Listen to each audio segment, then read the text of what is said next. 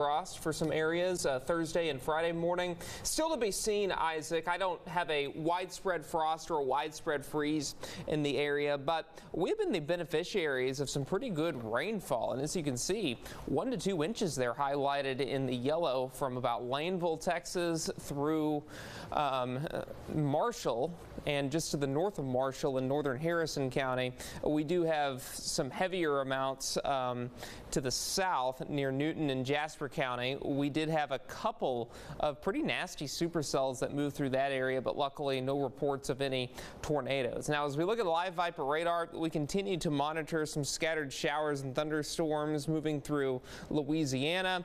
You can see through the central part of Louisiana, they continue to progress off to the east, and we've got mostly clear skies off to the west. But we'll enhance the radar look and again, folks, Alexandria up towards the Mississippi River, that's where the heaviest rain is, but nothing severe along that line. And we did not have any reports of severe weather across East Texas today. And you're probably saying, well, I did see gusty winds, and the winds were certainly high today at times, but those moved through quickly, and they were nothing compared to what we saw near the DFW Metroplex, down through the Interstate 35 corridor, and it was pretty nasty off to the west as well, where tornadoes were reported to the west of Lawton, and then several wind and flooding reports out near Lubbock.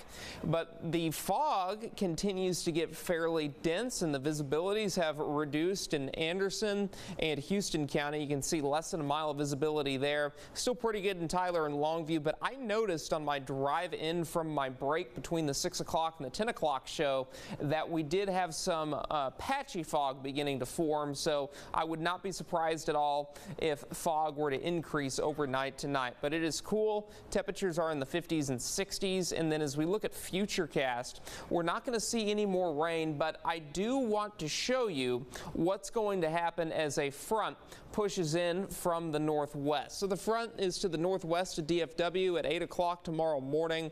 It will begin to move in, and as it does so, it will bring in a much cooler air mass, and the winds are going to increase behind it, and you will start to notice the effect of the front as we move into Wednesday. But mostly clear skies right now. You can see that patchy fog beginning to form there in the distance. We were at 79 degrees for a high temperature today, and as we look at tonight's forecast, we're down to 51, decreasing clouds and cooling down. 74 degrees for for tomorrow afternoon, rather, with lots of sunshine.